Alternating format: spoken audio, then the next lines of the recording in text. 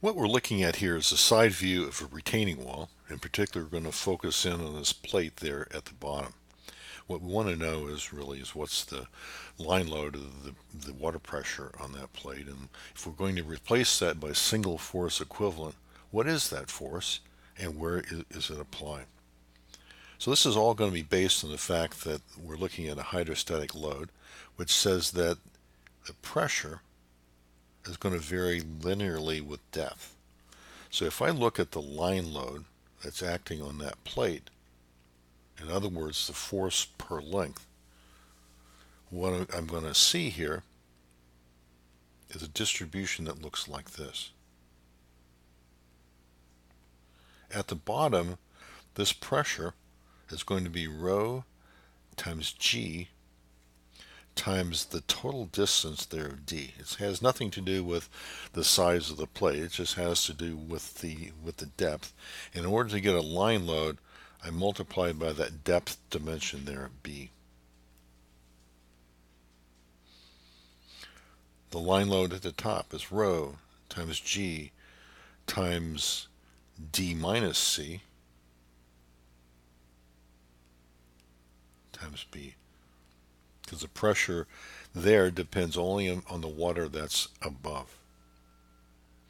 And so what I want to do is really represent this by two things. I want to represent the the rectangular part of that.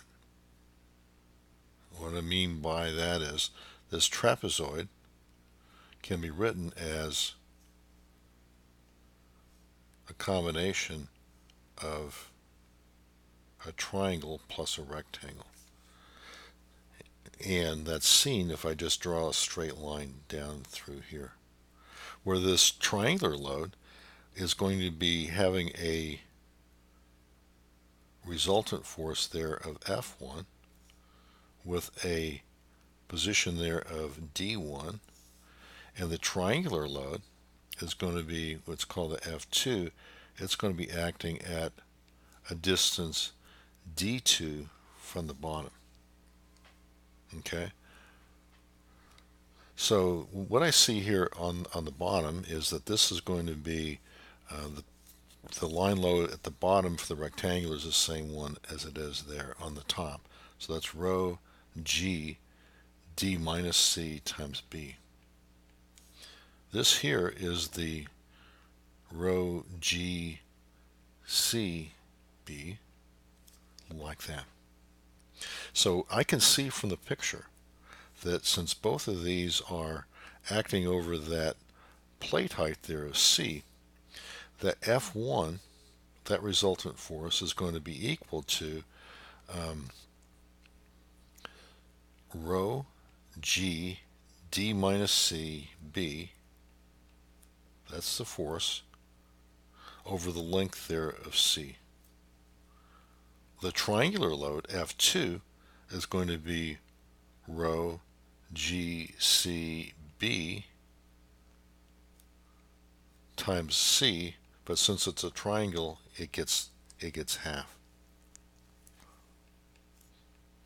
The location D1, that's simply c over 2. The location for the single force equivalent for the triangular load, that's c over 3. So therefore, the total resultant force F, this is a total resultant force due to the water, is equal to F1 plus F2. That's going to be equal to rho g d minus c b times c plus 1/2 rho g c squared b, and then the distance d, the location d, is going to be F1 d1 plus F2 d2 divided by F1 plus F2. So that what that's going to be is F1. We have that written down as rho G D minus C BC times C over 2 plus F2, which is 1 half rho G C squared B times C over 3 divided by F. And what that represents is that if we're looking at the plate,